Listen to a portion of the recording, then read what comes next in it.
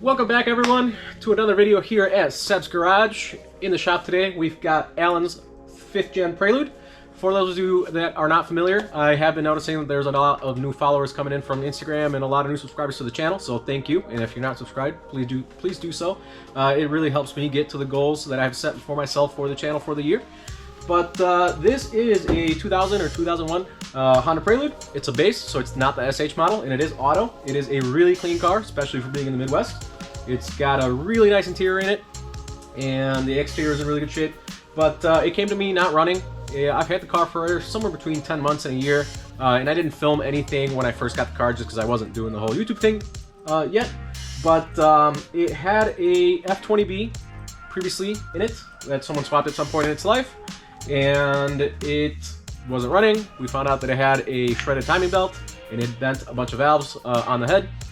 Took it apart, looked at stuff, and after doing some math, we figured it would be better to do a H23A swap in the vehicle just because it's easier to get parts for, and it's more closely related to the H22A4 that originally came in the car. So you could just go to parts store, ask for, say, an alternator or whatever, starter, and it would just bolt right in. The F20B is kind of like a weird in between an H series and an F series engine, and we never got that engine in a car here in the US, so they can be difficult to find specific parts for, and this will be a lot easier. So let me show you the car a little bit and the engine I pulled out of it and what we're doing with it. So this is the cylinder head that was pulled out of the car initially for diagnostics. As you can tell, there were oil leaks all over this thing. I actually cleaned up a bunch of stuff that is going back in the car as we're putting it back together, and it was just disgustingly coated in oil everywhere.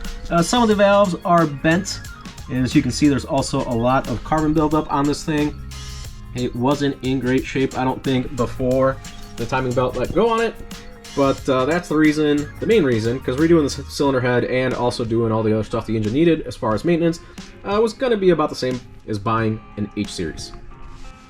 So after finding out that the engine was bad and we needed a replacement and setting our eyes on an H23, it took a little bit of time to find one, because they're not as easy to come by, you know, now that these cars are 25 years or so old, and also to come up with the funds to buy the engine, all the gaskets needed to revamp the thing, because we regasketed basically everything except for the head gasket, do water pump, timing belt, balance shafts, belt, tensioners, everything necessary to get this thing up to par.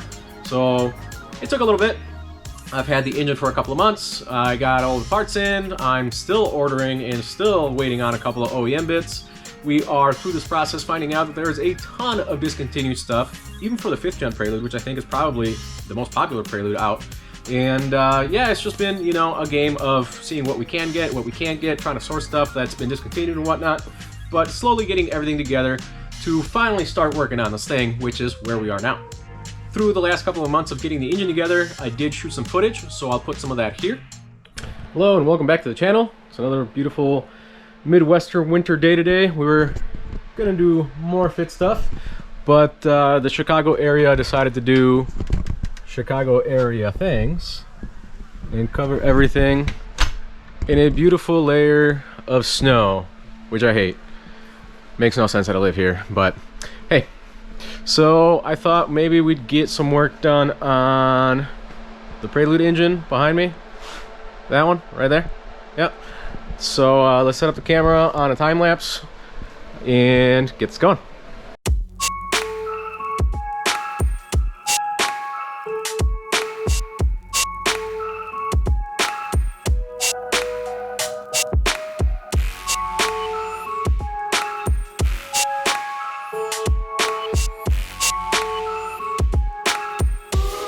Alright, got the timing belt on.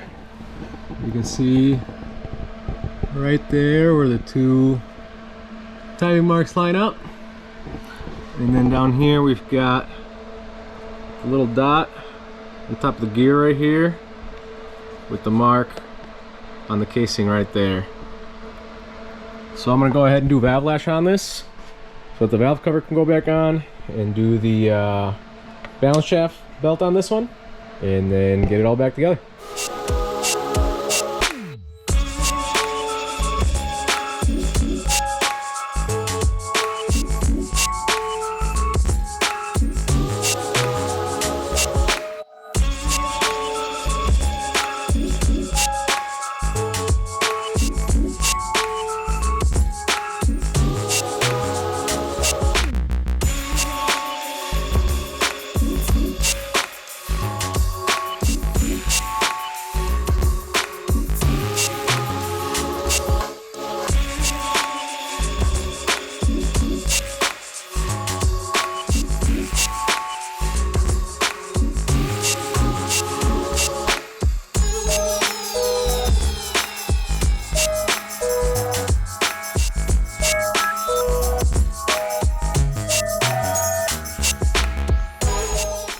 Alright, got most of this engine wrapped up.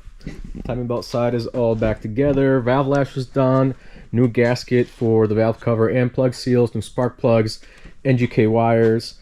I do have to grab the distributor that was on the previous engine because this uses the 4 plugs and an external coil, where the one that came off of it is just internal, so it won't work with the wire harness that's on the car. So I'm going to do that. I've got a new distributor seal for it so it doesn't leak oil. I've got a couple little small gaskets like VTEC solenoid, some other little stuff to do. I've already done the water pump and gasket there, and then I have to drop the oil pan, change that, and I haven't decided yet if I'm going to use the intake manifold for the H23 or what came on the car. I got to see how all the emission stuff is going to plug in, because this is an OBD2 car that needs to pass emissions. Accessories need to be swapped over, and I'll probably end up using the exhaust manifold from the other engine so everything bolts up to the exhaust just like it was. Went ahead and got the mating surface all cleaned up on this. I also tried to clean up inside of the ports a little bit just because it looked like it had some gunk built up. Same on the manifold. Got this one nice and cleaned and went ahead and did some of that in there. I'll probably end up running some sort of cleaner through here after the car is running. Probably do like seafoam treatment or something like that. Got the new gasket going, so I'm going to do that and then drop the pan, put the new one in, the new gasket in. What I'm using is a Velcro, but this is their Permadry Plus, which has metal in between, so it keeps you from squeezing the gasket out the side of the pan and leaking. So that will kind of crush a little bit and keep this from leaking. I do that with a little bit of Honda Bond. This is the best stuff you can get. I do a little bit of Honda Bond on both sides of the pan and never have issues with leaks. Speed Factory actually sells those for like twice what they go for on their website for like B and D series, and you can just buy them somewhere like Rock Auto, get it for way cheaper. So let's go ahead and do that.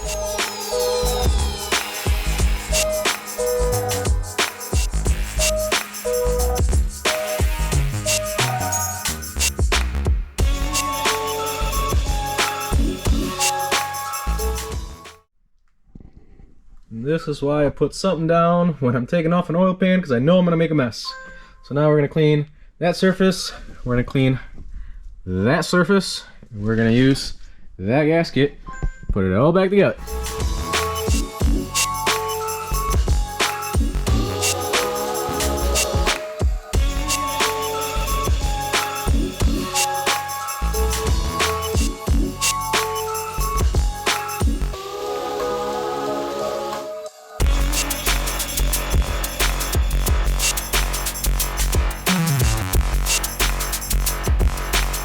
Alright, we got all this cleaned up right here. I'm going to clean off a little bit that's just dribbled on there so we can get this gasket on. Throw some RTV on both sides, well, Honda Bond on both sides. Got the panel cleaned out. Kind of crazy that this doesn't have any kind of baffling on it.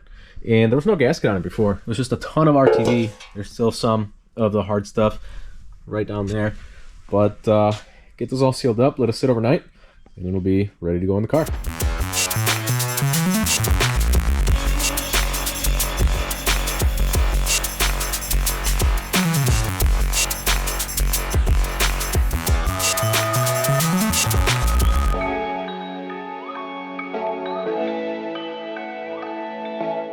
And here she is in all her glory. Got it all sealed up. Oil pan's on. Right down there.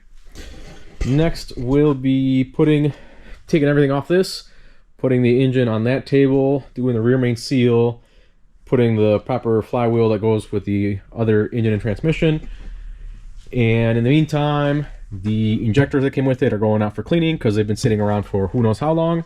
And then we'll bring the car in once these two are out of here, pull the rest of the engine and transmission off of the Prelude, make the transmission to this, get it all wired up, and throw it in the car.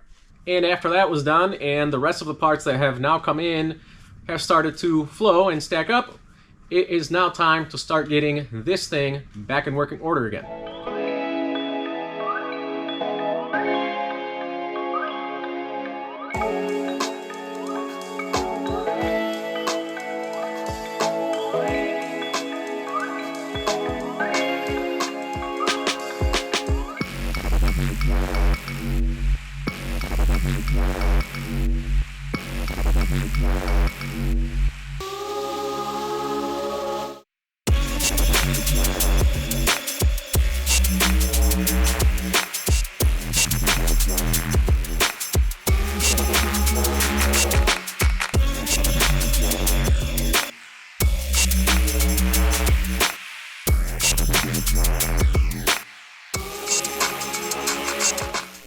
right, went ahead and got as much out of the engine bay as I could from the top.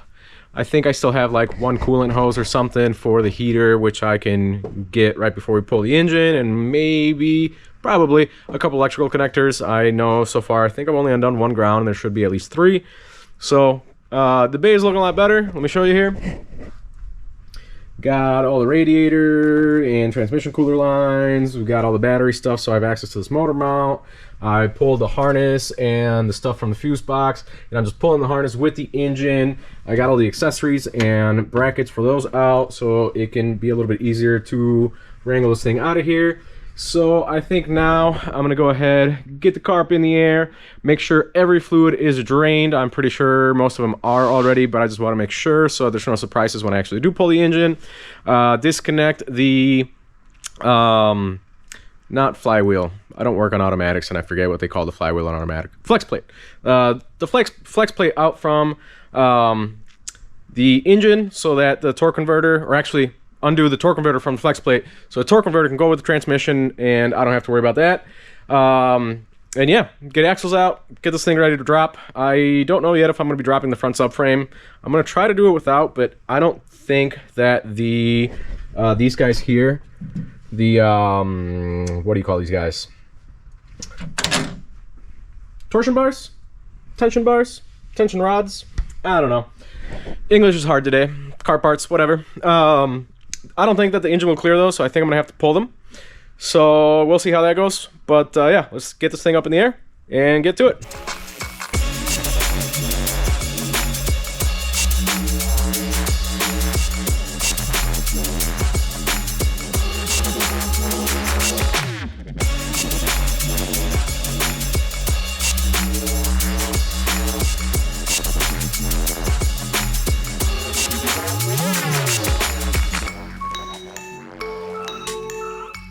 Alright, we got fluids undone, well, emptied. Transmission, engine oil. This oil pan has a nasty dent in it. I don't know if you'll be able to tell too well. I've got O2 sensors undone so the exhaust can come off. This is a crusty Midwestern car, so I don't really want to deal with this hardware, so I'm just going to drop the whole thing with the help of a friend. And I got the shift cable undone. This transmission is covered in oil. I am going to be changing the output seals at a minimum, but I know the engine was leaking a lot of stuff, so I'm going to clean it up, and I guess we'll see what comes back. Next up, I'm going to have to get the tension rods out. I'm going to have to get the axles out. Half shaft might as well come out now, and all of that stuff can get underway. But before doing all that heavy lifting, I'm kind of hungry, so I'm gonna go ahead and take a lunch, and we'll get back after that. All right, we're back at it after a delicious chopped cheese sandwich. If you haven't tried one, go get one or make one like I did. They're delicious. But we're gonna get back at this, tear apart suspension, axles and stuff, see if we can get this thing dropped out of here. I'm gonna go throw on some Delinquent Habits because I love some old school hip hop, and get this done.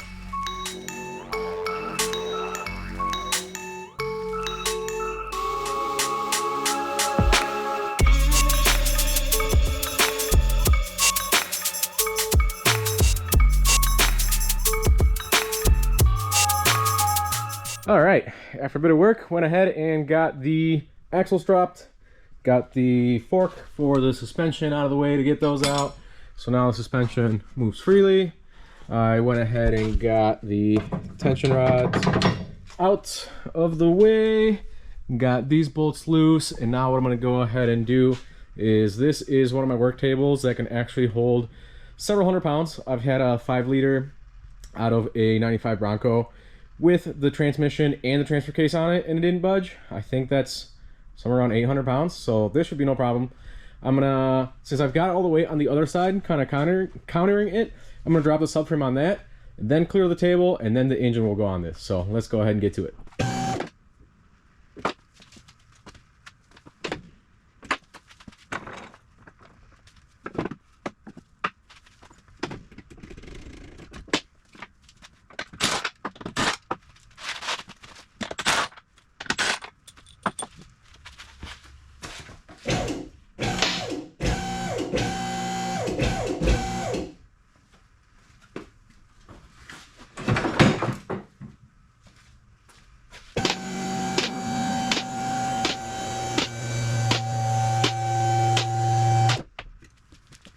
All right, well, now that the subframe is out and we have room to drop this engine from here, here it is.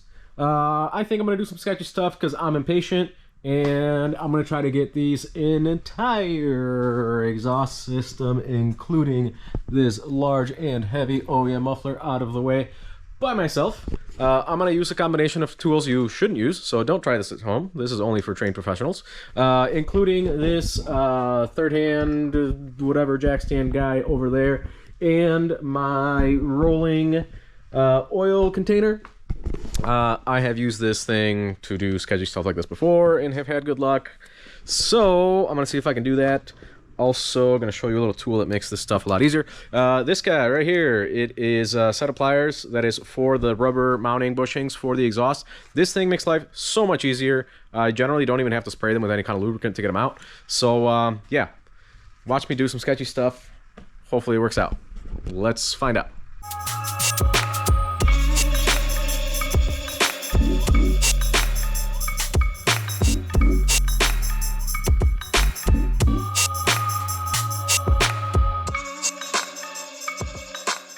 Well, that was a little sketchy, but it worked. That thing is friggin' heavy.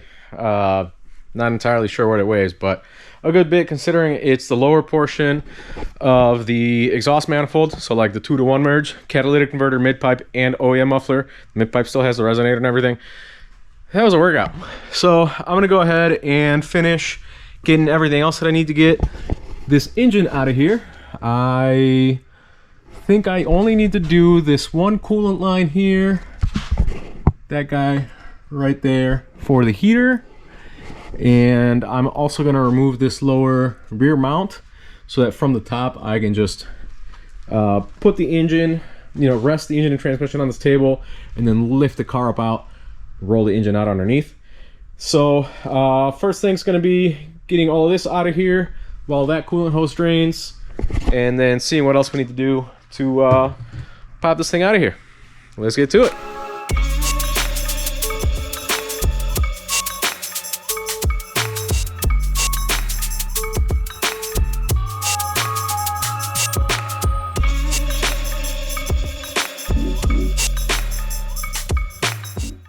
After taking a little bit of a coolant shower and trying to clean things up, it's gonna get worse when I pull this motor anyway. So I'm going to, well, I got the car down first of all, and now I'm going to finish removing this rear transmission mount back here. The front mount was totally toast. It was actually in 2 pieces. I think that one's also bad. The customer did ask to look at the mounts, and if they need to be replaced, we're going to replace them. I've also got a list of some other stuff like axles and some other things it's going to need. So yeah, every project tends to grow out of scale very quickly. So now I'm going to just make sure all the wiring is out of the way, get everything tucked up on top of the engine block, remove that rear mount, throw the table underneath it, and get this thing out of here.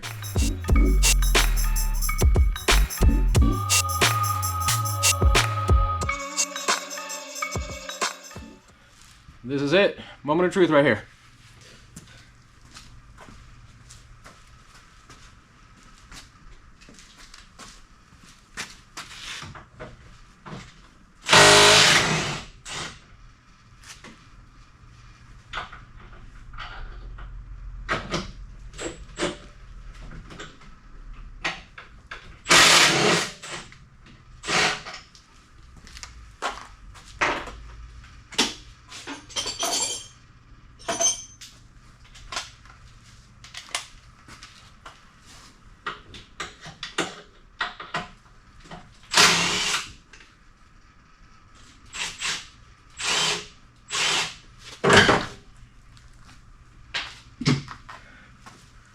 Let's see what we forgot to disconnect.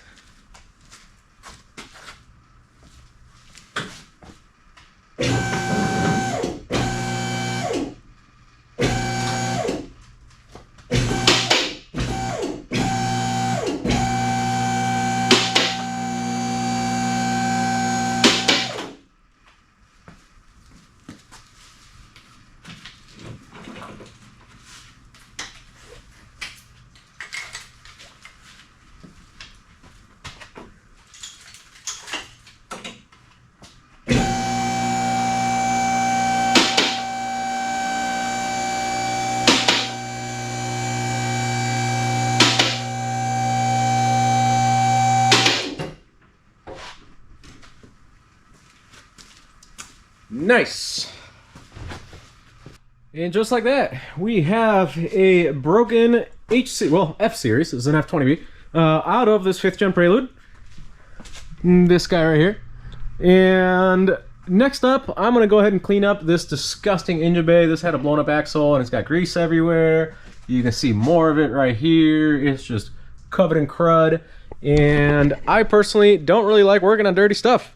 So I like to clean stuff up after I pull engines or do big jobs like this. It makes it nicer to put back together. You're not working in a nasty, dirty environment and getting crap all over you. B, when you put the new stuff, you know, the fresh stuff in, if anything leaks, you'll know because it'll be new. You won't have a bunch of dirty crap and be guessing what's what. So I've got a decent parts list to get ordered for this before it goes back in. I need new axles. I'm gonna get some motor mounts. There was a handful of important hardware missing from whoever put the F series in here, like one of the half shaft bolts. They go back here on the engine. It's supposed to take 3 of them. It only had 2 of them. Important stuff that should be there, and it's specialty hardware, so you can't just like run to Ace and get it. But it's smaller stuff. I'm gonna go ahead and order all that up and work towards getting the engine bay. And yeah, get this thing back together. It's been a long time coming. I've had this car for several months, probably like 8 or 9 months by now. So I'm excited to get it out of here. I'm excited to have my space back. And once this gets out of here and the Corvette gets out of here, there will be more fits in this garage, and I'll be doing more of the stuff I like, which is making awesome new parts for you guys. So yeah, I'm gonna end it here. Thank you so much for watching, and I'll see you on the next one where we get this thing back together.